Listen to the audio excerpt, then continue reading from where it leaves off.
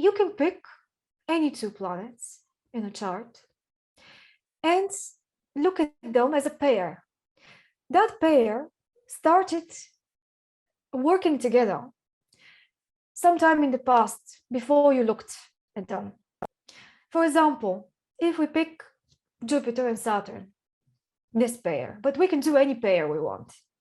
Jupiter and Saturn right now on the sky will be in some sort of angular relationship to one another, in some sort of aspect, even if that aspect is not a major one of those that we study, but they are always in some sort of aspect to one another. It's not about that though. It's about when did they last meet? When was the last conjunction of Jupiter and Saturn? And in our case, that was, I think, December 2020, when they conjuncted in 0 degrees Aquarius, which happens to be the place where right now Pluto is, interestingly. So very Aquarian, that's part of the overall Aquarian pattern of the times. Anyway, so going back to our example, Saturn and Jupiter met and they started a new cycle together, a new cycle of relationship between them.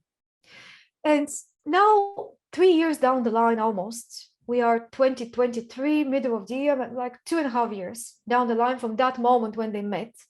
So both of them have moved forward in the zodiac, obviously. But because Jupiter is faster than Saturn, Jupiter has moved forward more and basically covered more distance forward. Saturn also covered some distance since then. But if we look at the chart of today and we spot where is Jupiter today, where is Saturn today, we will find them in a particular stage, a particular step of that journey they started in 2020. So they would now be maybe square to each other. They aren't, but I'm just making it up. They might be in a sextile, they might be in a trine, they might have already reached the opposition between them. And then those aspects, trines, sextiles, they may be happening on the other side after the opposition, which has a different meaning. If you have a Jupiter-Saturn conjunction in your birth chart, in December 2020, when that happened again as an event, there would have been a support for you, a reinforcement, some sort of opportunity to be yourself more.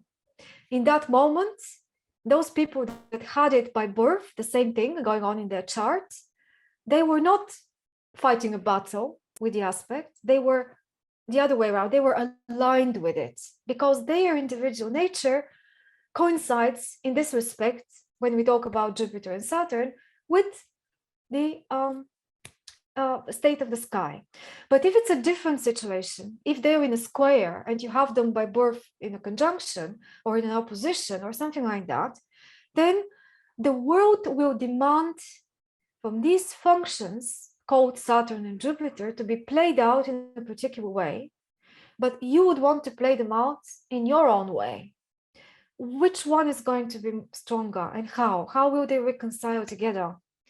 This is really the essence of how everything that changes in the environment is constantly challenging us or supporting us every now and then, but challenging us most of the time, not to overcome it, but to discover who we are, what our combinations are, and how they need to be applied based on the opposition or tension that the world creates on us. It's very often requesting a different solution. And if we don't like that solution, this is a discovery for us that we don't like it because our birth chart is pointing out to another way of doing it. And then we discover how we can potentially take advantage of that.